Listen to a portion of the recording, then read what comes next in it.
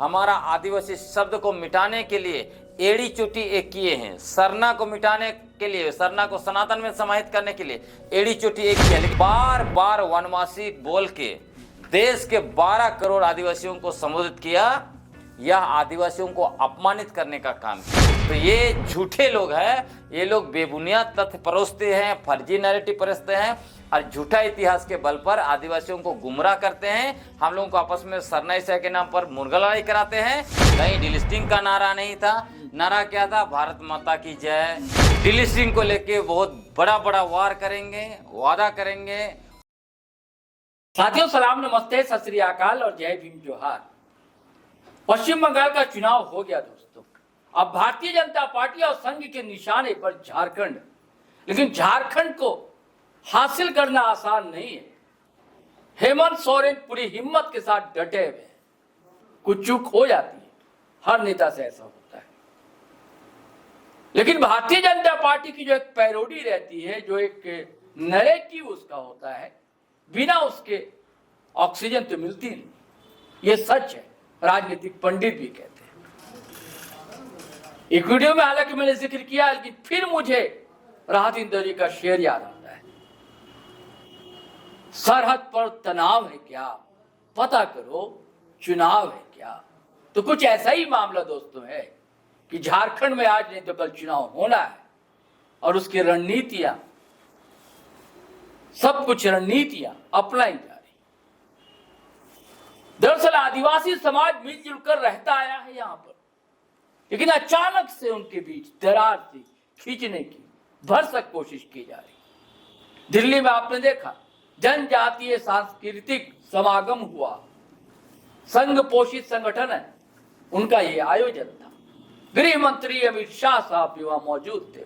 उन्होंने जो कहा वो अलग सी बात है, लेकिन वहां लोग एकजुट क्यों हुए? और इधर उसके खिलाफ जशपुर में, छत्तीसगढ़ के जशपुर जिला में और मुख्यालय में जशपुर शहर में, उसका एक ग्रामीण इलाका है या शहर में आ गया भागलपुर, बड़ी सभा रैली तो थी जहां डिलिस्टिंग के खिलाफ वक्ताओं ने अपने तर्क रखे। और दिल्ली में जो कहा जा रहा था कि डिलिस्टिंग को लेकर हो रहा, वहां कुछ ऐसी बातें हुई नहीं। लेकिन हुआ क्या दरअसल, ये सब हो क्या रहा दोस्तों, इसे हम समझने के लिए बैठे।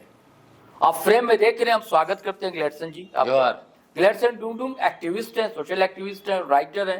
कई भाषाओं में इनकी किताब है, कई यूनिवर्सिटी में इनके पर्चे हैं, पढ़े जाते हैं। और ये सिर्फ हम जैसे स्टूडियो में आकर या मंच पर ही नहीं बोलते, सड़कों पर भी झारखंडी सवाल, आदिवासी के बुनियादी सवाल उसे उठाते रहते हैं। इनसे बेहतर कोई नहीं लगा मुझे कि जिनसे समझा जाए ग्लेडसन में क्या हो रहा है ये झारखंड में आखिर। देखिए, जो हो रहा है वो अच्छा ही हो रहा है। अच्छा, मैं कहता हूं जो होता है अच्छे के लिए होता है। अच्छा, जैसे डिलिस्टिंग की बात आपने की, आप देखिएगा जनजातीय सुरक्षा मंच के लोग, चाहे वो सोमा उरांव है, मेघा उरांव है, सन्नी उरांव है, संदीप उरांव, गणेश राम भगत हो, या फिर उससे अभी कुछ महीनों पहले जुड़ी है मैडम निशा उरांव हो, ये लोग झारखंड में डिलिस्टिंग के नाम से गंध मचाए हुए थे। अच्छा, आप देखिएगा जनजातीय सुरक्षा मंच 24 दिसंबर 2024 को रांची का मोराबादी मैदान में डिलिस्टिंग रैली आयोजित किया था। हालांकि उन्होंने दावा किया था कि 1 लाख से ज़्यादा लोग आएंगे, आए 10,000 से भी कम। तो डिलिस्टिंग में ऐसे ही वो लोग पिट चुके थे। उसके बावजूद इस बार उन्होंने नैरेटिव बनाया कि दिल्ली जा रहे हैं, 5 लाख लोगों को लेके जाएंगे और इस बार डिलिस्टिंग तो होना तय है, यही इन लोगों ने कहा था। लेकिन हुआ क्या, आप सोचिए, सभी जगह में बोला गया कि डिलिस्टिंग कराना है, जो आदिवासी ईसाई धर्म को मानते हैं उनको, इसलिए दिल्ली चलो दिल्ली चलो। लोग गए, वहाँ डिलिस्टिंग के जगह पर जनजातीय सांस्कृतिक समागम का आयोजन किया गया।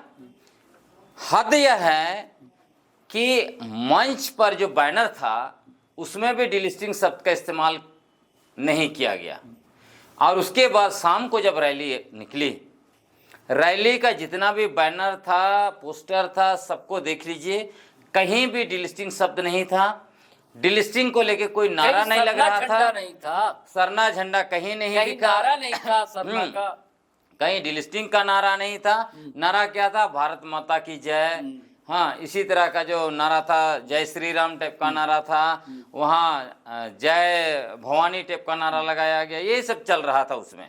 और सबसे जो दुर्भाग्य की बात, लोग यह उम्मीद लगा के बैठे थे कि माननीय केंद्रीय गृह मंत्री जी आएंगे मंच पर, डिलिस्टिंग को लेके बहुत बड़ा बड़ा वार करेंगे, वादा करेंगे, हो सकता है अगला जो संसद सत्र होगा उसमें बिल लाने की बात करेंगे, ये सब उम्मीद लगाए बैठे थे।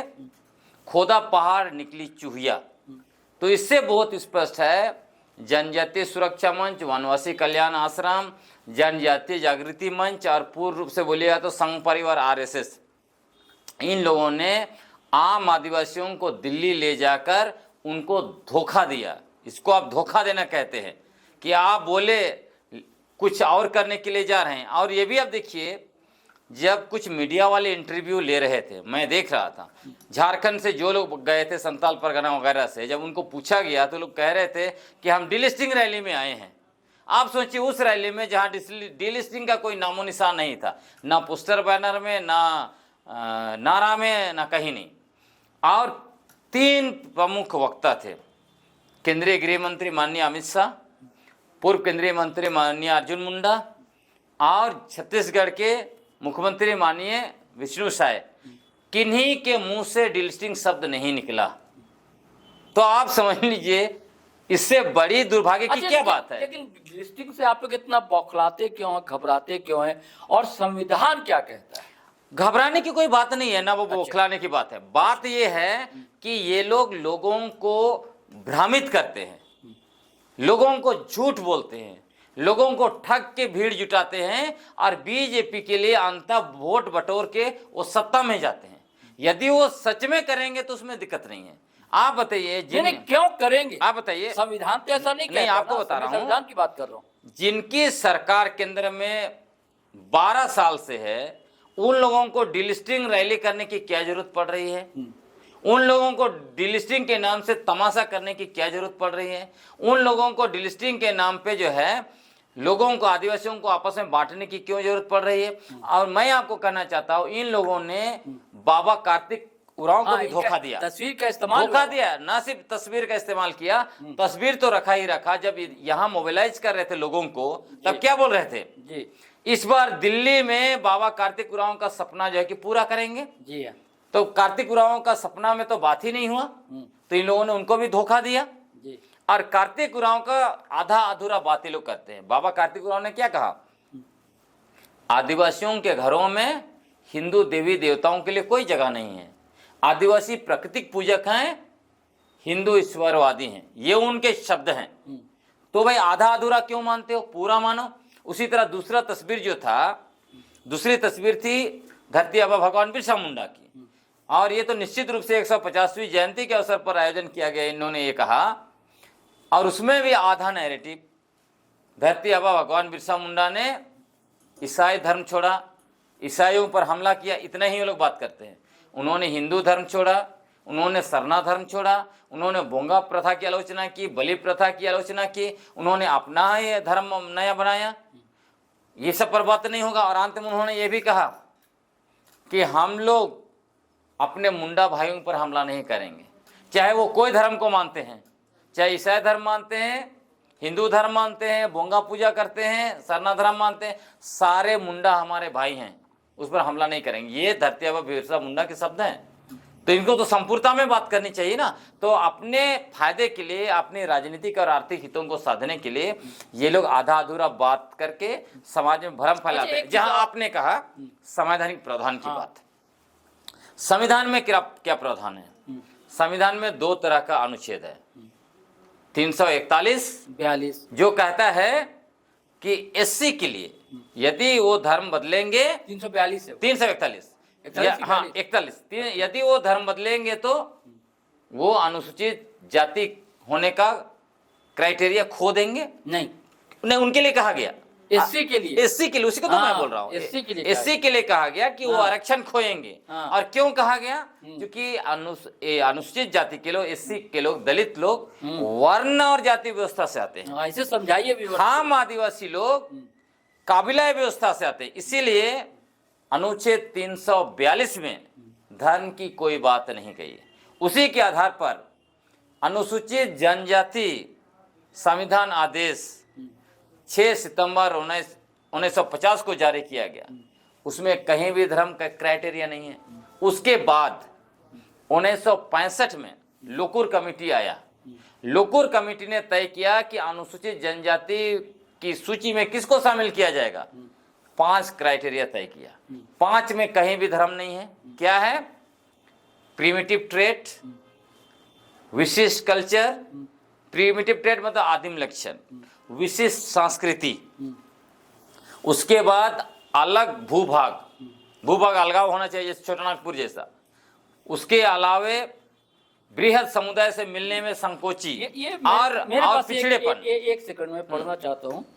इसमें संविधान में प्रावधान है कि भारत के संविधान अनुच्छेद 342 के अनुसार यदि कोई आदिवासी समुदाय अपना धर्म बदलकर ईसाई या इस्लाम भी अपना लेता है, तब भी भारतीय कानून में उन्हें अनुसूचित जनजाति एसटी का दर्जा और उनके सभी आदिवासी अधिकार प्राप्त रहते हैं। बिल्कुल 342 कहता है। और आपको मैं बोल रहा हूं कि अभी जो जनगणना शुरू हो गया है ना, जनगणना का सूची में देख लीजिए क्या लिखा है।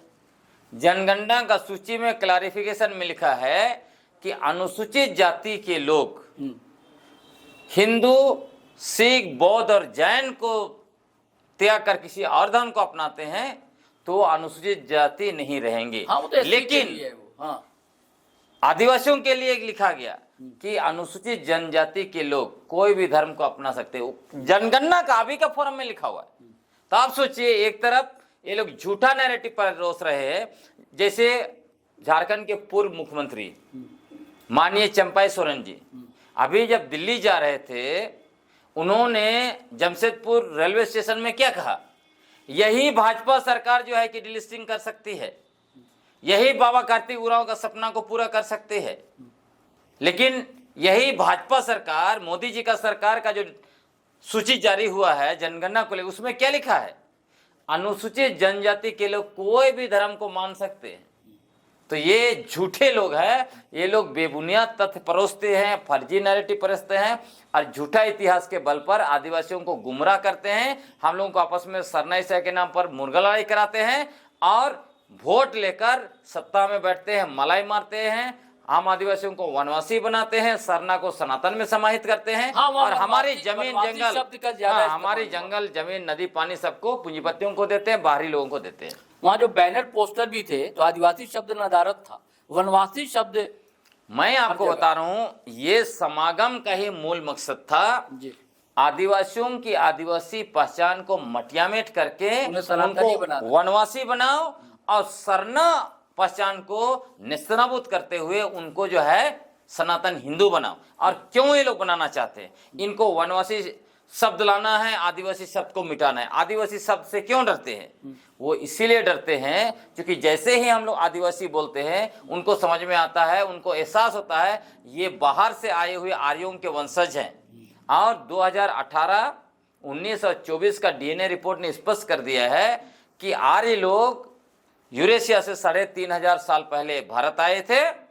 आदिवासी हंटर और गैदरर, शिकार करने वाले लोग, फल फूल कंदमूल चुन के जिंदा रहने वाले लोग भारत देश में 65,000 साल से रह रहे थे। तो जो भी आदिवासी इस देश में हैं, जो भी हंटर और गैदरर के वंशज है, शिकार करने वाले और संग्रहकर्ताओं के वंशज है, वो आदिवासी है। वहाँ कोई धर्म है ही नहीं है। और आपको मैं बताता हूँ, जिस तरह से माननीय केंद्रीय गृह मंत्री अमित शाह ने बार बार वनवासी बोल के देश के 12 करोड़ आदिवासियों को संबोधित किया, यह आदिवासियों को अपमानित करने का काम किया, आदिवासियों को जंगली और नीच दिखाने का काम किया। यह दुर्भाग्य है, यह शर्मनाक है। हम लोग इसकी घोर निंदा करते हैं। ये नहीं चलेगा।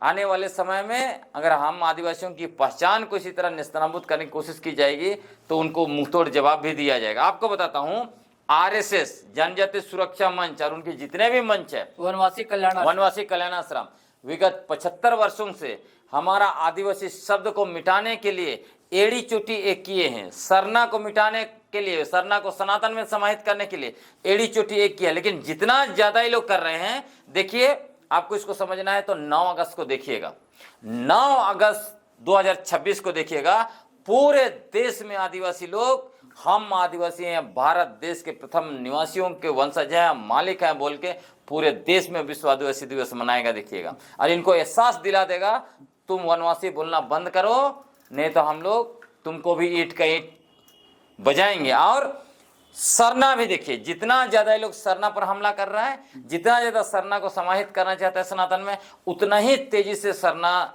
धर्म का अस्तित्व और भी बढ़ रहा है और भी मजबूत हो रहा है। दिखा वहां कहीं सरना झंडा क्यों दिखेगा? ये लोग नाम के लिए कह रहे हैं जनजाति सांस्कृतिक समागम।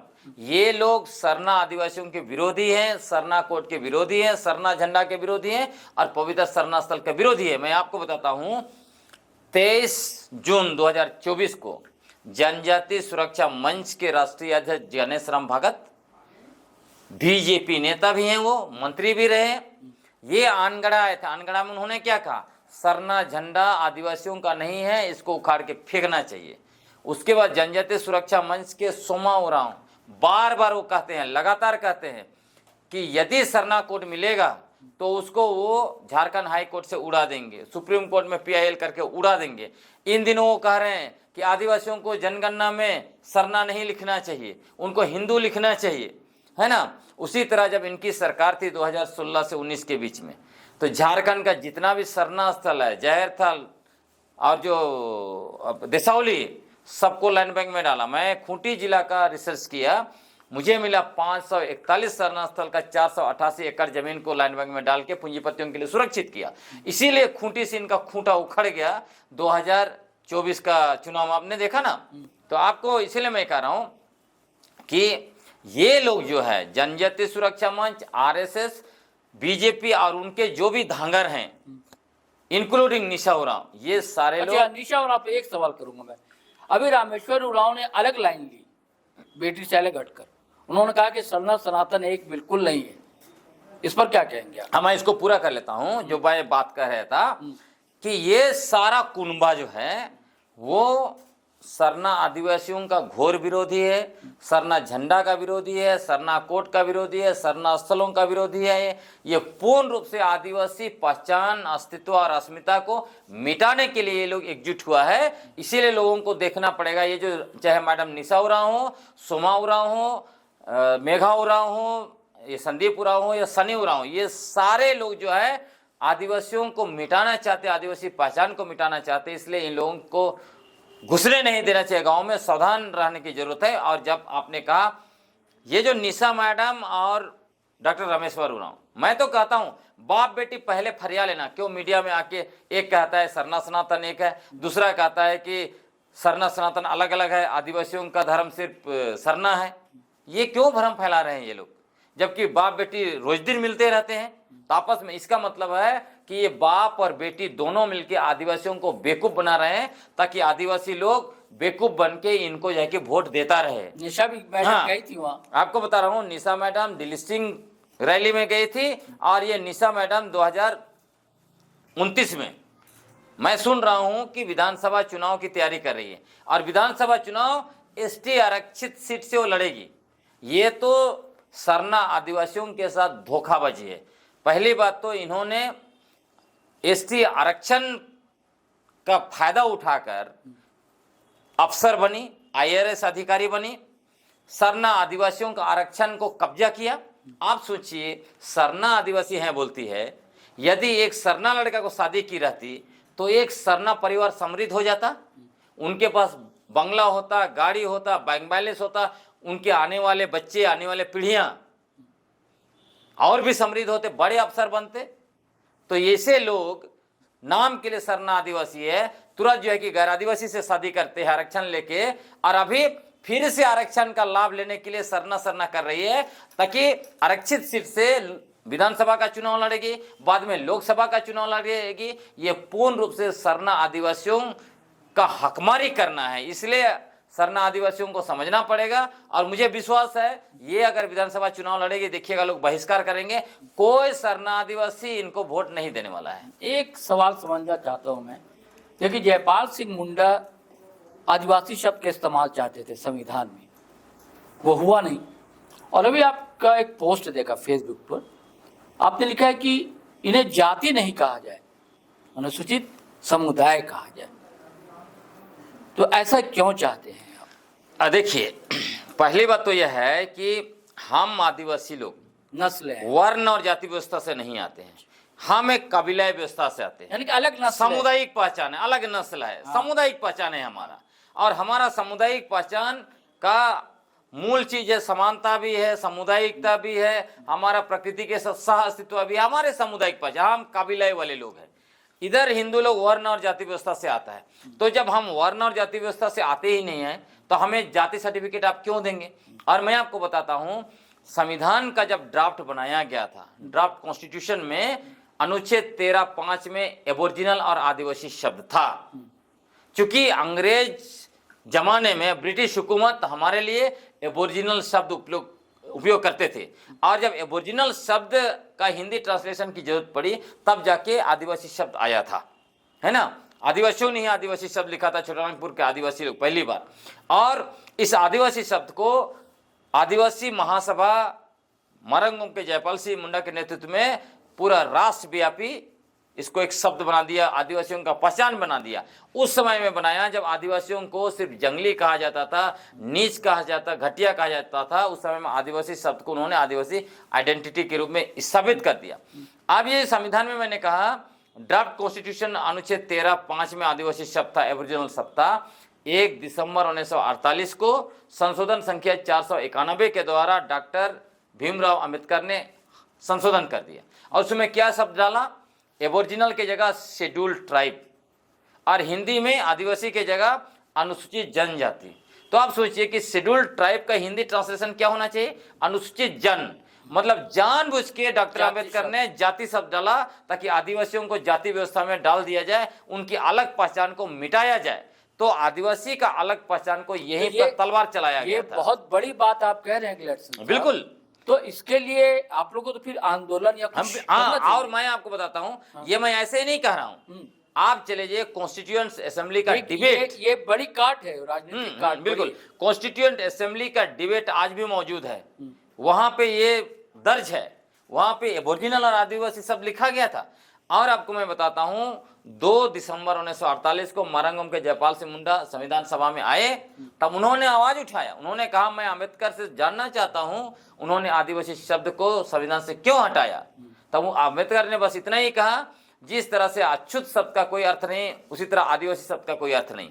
जबकि सोचिए, आदिवासी शब्द का अर्थ है आदिकाल से रहने वाले लोग, क्योंकि वो ड्राफ्टिंग कमेटी के चेयरमैन थे, तो इसलिए आप उसको दोबारा एक बार संशोधन हो गया, दोबारा ला नहीं सकते। लेकिन मरंगम के जयपाल सिंह मुंडा ने हाउस के बाहर भी कहा, कई सभा में, इनफैक्ट आदिवासी महासभा का अधिवेशन में उन्होंने कहा कि हम आदिवासी हैं और हमारे लिए दूसरा शब्द नहीं चाहिए। मैं आपको बताता हूं, पिछले कई वर्षों से मैं लगातार कह रहा हूं, संविधान से अनुसूचित जनजाति शब्द हटाइए, वहां आदिवासी शब्द लाइए, ओरिजिनल शब्द लाइए जो संविधान का ड्राफ्ट कॉन्स्टिट्यूशन में था, और आदिवासियों को जाति सर्टिफिकेट नहीं देना चाहिए, आदिवासियों को समुदाय सर्टिफिकेट जारी करना चाहिए। हम समुदाय हैं, हम जाति नहीं है। और ये पूरा इनका आरएसएस का, यूरेशिया वासियों का ये खेल है कि जैसे भी करके आदिवासी अस्तित्व को मिटाओ, नहीं तो ये लोग देश में हिंदू राष्ट्र बनने नहीं देगा, अपने आप को घोषित करेगा, दावा करता है कि हम भारत देश के प्रथम निवासी और मालिक हैं, और ये सच्चाई है। डीएनए रिपोर्ट ने इसको सच साबित कर दिया। ग्लेडसन साहब ने बहुत बड़ी बात कही है साथियों, कि अनुसूचित जनजाति शब्द की जगह आदिवासी शब्द का इस्तेमाल होना चाहिए। और इनका तर्क अपनी जगह बहुत ही मजबूत है, क्योंकि जयपाल सिंह मुंडा मरंगम के भी यही चाहते थे दरअसल। और ये इनका संकल्प है कि एक आंदोलन खड़ा होगा इसके लिए भी। और दरअसल इनका मानना यह है कि ये एक बड़ी राजनीतिक काट होगी। आपका शुक्रिया ग्लेडसन भाई आने के लिए। साथियों चलते हैं, फिर आज्ञा दीजिए, इजाजत दीजिए। लेकिन आपसे वही गुजारिश है कि अगर आपने हमारा चैनल सब्सक्राइब नहीं किया तो कर लीजिए, फेसबुक पर देख रहे हैं तो शेयर जो करते हैं वीडियो, फेसबुक देख रहे हैं तो फॉलो कर लीजिए पेज। वीडियो को तो देखिए, ग्लैडसन भाई बहुत कम लोग, ग्लैडसन चंद लोगों में से हैं जिनके पास तर्क होते हैं, विद्वता होती है और बहुत ही कायदे से सलीके से बातों को रखते हैं। तो इस वीडियो को तो साथियों धड़ाधड़ बिल्कुल शेयर कीजिए ताकि दूर तक आवाज जानी चाहिए। आदिवासी बड़ा समुदाय है, अब तो कहते हैं लोग कि 10 करोड़ से ज्यादा इनकी आबादी है समूचे देश में, और इनके हक अधिकार छीने जा रहे हैं, तो इनकी लड़ाई लड़ रहे हैं ग्लैडसन लोग। तो चलिए इजाजत दीजिए, आज्ञा दीजिए। जय हिंद, जय भारत।